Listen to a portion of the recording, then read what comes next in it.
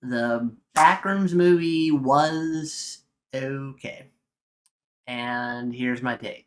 Let's talk about it.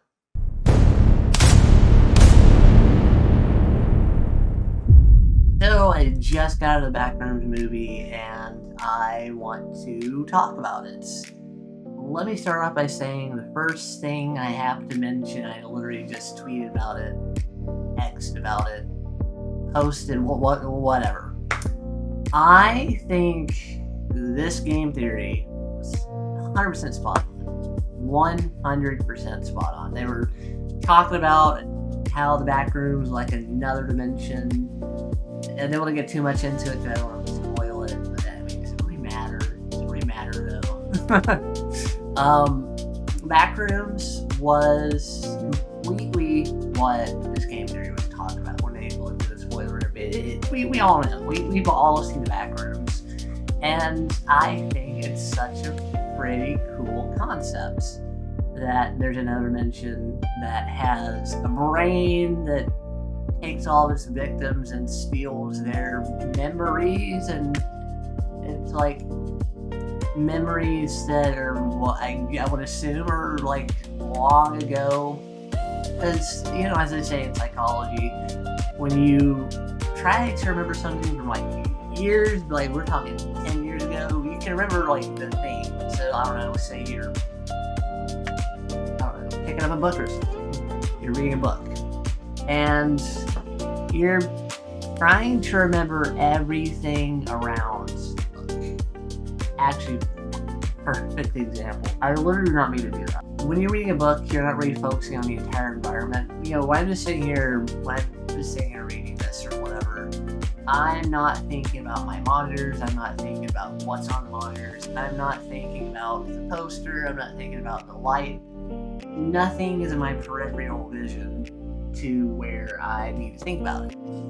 And I think, at least, I'm kind of going to do my little theorizing, kind of add on to the film theory. My take is it takes those kind of memories that are like long gone. You can't remember. You can remember what you were reading, but you can't remember what the wall color was, for example, or I don't know what's on your monitors. Any memory in general. And I think the movie did a very, very good job at communicating that by including things like therapists, memories in general. And overall, I think the movie did a good job at communicating what film theory was trying to do, really. And the movie really played on that whole Backrooms vibe. And I think the movie did the thing justice, honestly. The liminal space vibe was there.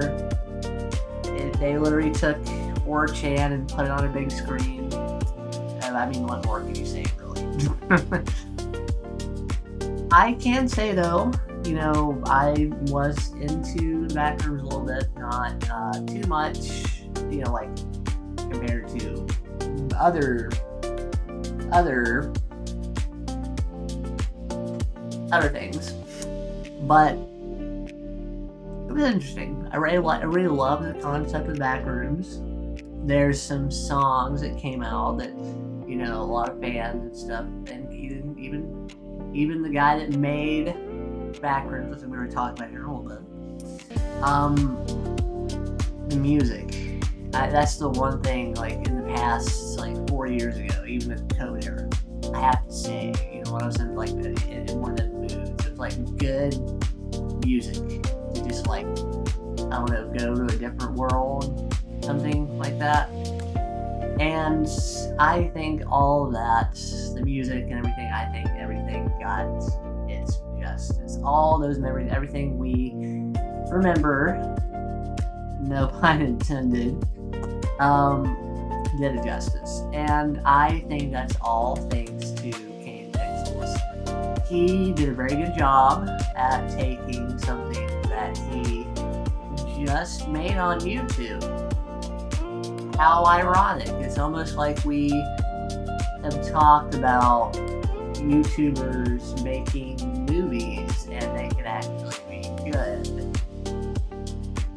Anyways, he did a good job, you know, and it started out, you know, YouTube, whatever, and then you know, Blender, VFX, practical effects, which I will die on this hill, even though I do love my VFX, and you can't really recreate everything with practical effects unless you had like a lot of money. But he did a good job, and I think, you know, that perfect balance of visual effects and practical, that's just something he's really good at. And to take that and put it on the big screen, pretty freaking cinema, in my opinion. And he did a good job. I look forward to, I do think this movie sets up another movie more, and I do look forward to seeing more, you know, same as all the other YouTubers. I would love to see more stuff. Big, you know, YouTube projects, all that kind of stuff come to life. I think the YouTuber mentality of a lot of things is just perfect, in my opinion. And I think a lot of people should just keep going. And you can do anything you want to. Honestly. If all these other guys can do it too, I think you can do it. Emotional character stuff did kind of... That was... I can't say there's one thing I can't let go of. How their protagonist was just killed off after everything he went through. Wow. That... A little bit of a critique here. That monster reveal did make me think I was watching a Spy Kids movie. Or... Lava Boy and Shark Girl, and this character, our protagonist, walks up to him. He's having an emotional moment, and he just picks him up in like a huggy wuggy sort of sense, and just like bites his arm off and kills him.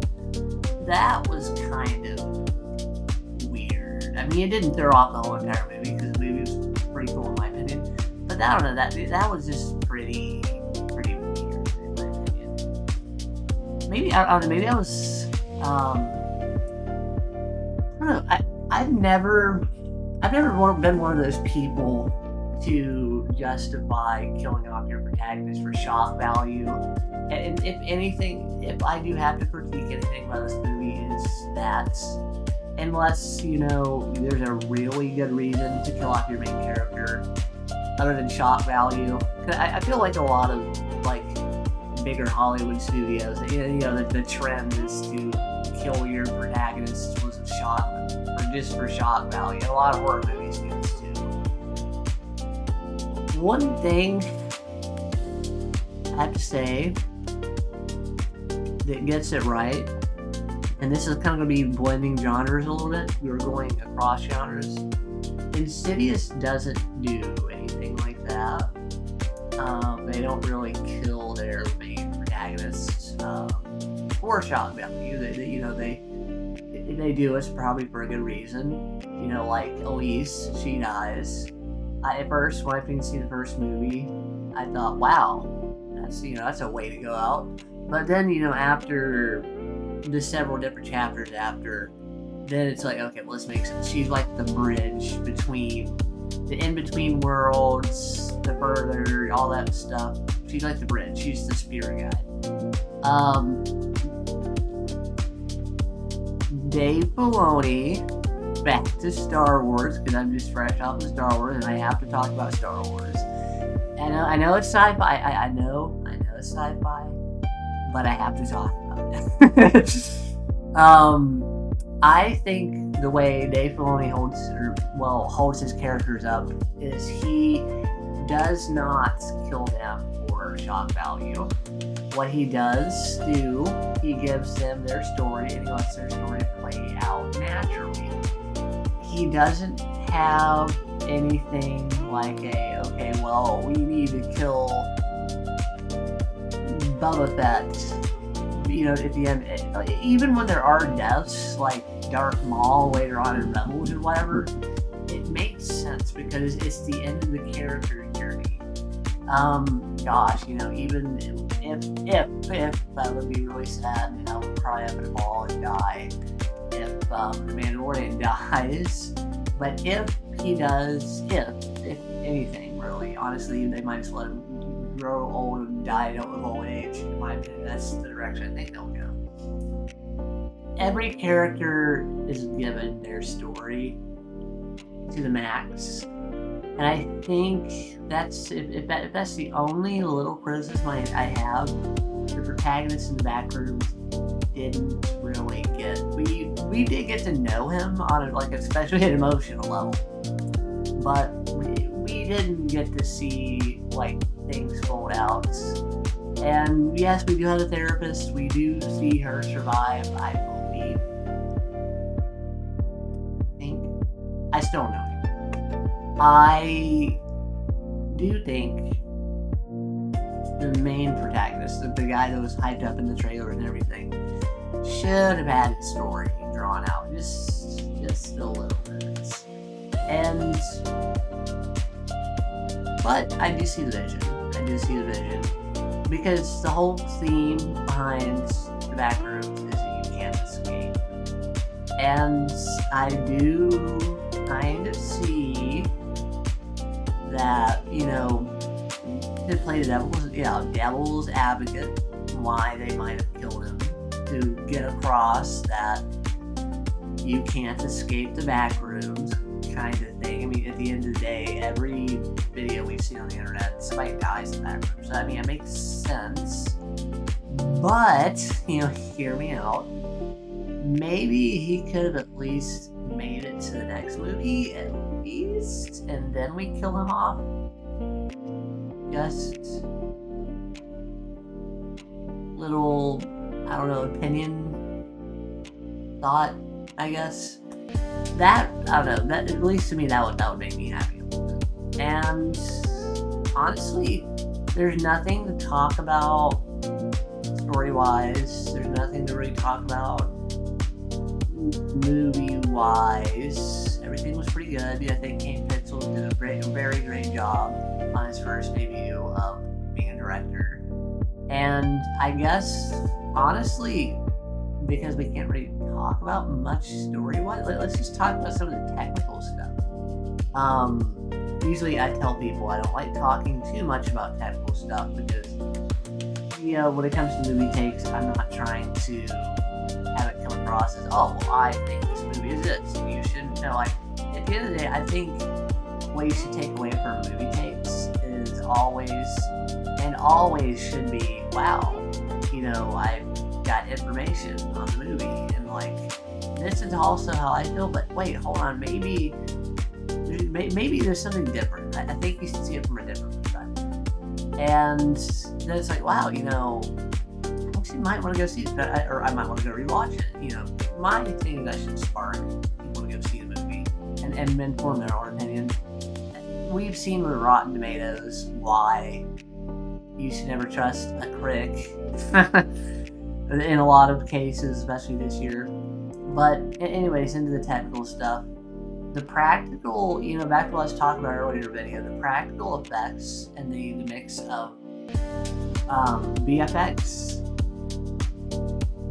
perfect, in my opinion. I think that's one of the things that really drew me into Backrooms 2 was how well Kane did at making a lost footage type. I mean, gosh, it's the standard for lost footage stuff. Any ARG, anything that uses lost footage, whether it be Poppy's Playtime, any other thing I can't really think of off the top of my head, but the blend of those two things. He did a good job. He did a good job in the movie, and I can't really complain. I didn't really see any problems. The sound design, oh my god. The sound design was when it comes to sound, it's something I kind of look into really bigly, actually. Really massively. Big sound good. Right? Because ever since I have been like kid. I've always enjoyed music. Always. Like music every single day. I can't do anything without music. I feel terrible when I have to pause my music to make recordings with it. It's not that big a deal. But I feel like that, the absence of music is terrible. Terrible. I can go, a few days or even a week without music, unless, I get to a point where it's like, oh, well, crap, I don't like listening to music because I've listened so much of it. Or not just music, but like sound design, your simple things like room tone, ad-libbing, recording, voice, whatever sound may be. They did a very good job. Kane did a very good job. And I think capturing the atmosphere, two of the things I really appreciate in a good film, or a good TV show, or whatever, is how can it immerse me in many different ways, which is one of the key principles. And I can kind of get into this in like another like movie take kind of tips and tricks or whatever to go into movie theaters or whatever, because I do have some ideas for what I can do. A lot of people, oh, you guys been enjoying movie takes. I kind of want to do more stuff with it, but there's a big reason why I'm very picky when it comes to picking out what seat I sit in when it comes to movies. And usually I always like to show up to a release night because, to me it's an event and everything, but for the Backrooms, I didn't really show up on release night, mainly because I was a little bit addicted to the Mandalorian there for a good bit. Still am. Still debating if I want to go see the movie again for the 5th time. But I actually, the night that it came out, I had the choice. Usually when it comes to movie releases, I don't really care what seat I'm sitting in because it was just a movie. But more and more lately, I've been listening to a lot of music and like making music and all that kind of stuff. I've been more conscious about what seat I want to sit in, and I noticed the room was packed. We were talking so bad that even like a few of the front row seats were packed, and that was bad.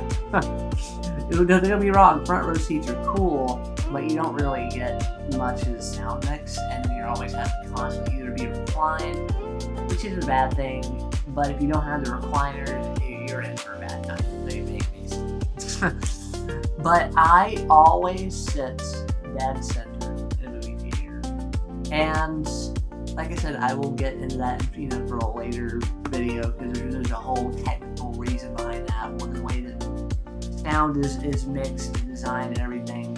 But I always sit in the middle, and that night I decided I was going to watch Mandalorian instead, so that's why I'm kind of watching the Backrooms tonight. And I have to say, it really takes a lot when it comes to sound design to impress me. Well, not really, but it does. It does, but it doesn't. And I have to say, because, it goes back to, every time I say this, it takes a lot to get me invested into a movie, into a show, because, ADHD is just like that. The movie did get me invested, and it simply came through the atmosphere, the room tone, which is what you would expect in a movie like The Backrooms, and I think that did a really good job. And of course, the music, that was there. The music I used to not put on repeat non-stop back in like 2021 and 22 and 23. It was there, and I think it played good homage to it. And honestly, it was great. It was great. I mean, compared to, I have to keep bringing up Star Wars. Compared to like John Williams and the recent Mandalorian soundtrack, which I'm now playing on repeat for a while, is so good. It's up there. It's up there. It's up there. And it's just, it's not making me want to like put it on repeat or anything. I mean, I did go back and listen to the song that season 2 back in the day, but like or well, 4 years ago, not really back in the day, but like, I think the sound design was amazing, and really, that's all there is to talk about it, really, because like, I think the movie continues, you know, like back to what we were saying in the like early video, whatever, that trend of YouTubers making movies. Markiplier's movie was the first movie he's made, for the big screen at least. This is Kane Pixel's first movie on the big screen. It's not perfect, don't get me wrong, but for the first movie, my gosh. Same with Markiplier, my gosh. You know, it's not perfect. There's no such thing as perfection in art, because if it were perfection, then you wouldn't be making art. You would be making products or something. Art is always not perfect. You will never get perfect art, and I think that is a beautiful thing. Anyways, guys, love the Backrooms movie. I totally recommend you go see it. You know, if you have a free weekend, go see it. Go see the Mando movie too. Totally recommend it. Even if you haven't seen Star Wars, even if you don't know what Star Wars is, it's worth watching. You know, maybe on a good weekend, or you know, if you're bored or whatever. And maybe go see Obsession, because I've seen that too, but I don't really want to make a take on that. I don't want to make too many takes, you know. Anyways, it's been fun. It's been real. My birthday is coming up this Thursday. Let me tell you what. You know, what's funnier than 24? I am going to do a voice chat live. Nothing fancy, nothing special. But I'm also going to do a few live streams starting Thursday. And then, you know, I might do one after that, then I might do another one after that. And then I have 2 projects I'm working on. It's going to become, well, actually, no, technically stream is one project. One other project coming out pretty soon, maybe this weekend. I think you guys will really enjoy it. Some cool little music I've been working on. And other than that, that's it. You want to keep up with everything I'm working on, make sure you hit that like button right in the face, and also hit that subscribe button as well. But don't punch the screen. This shit's expensive. You know this. I don't know, go punch a theater screen. But I don't recommend that. That's fucked. Anyways, as always, I shall see you guys in the next one. And never forget, keep shining.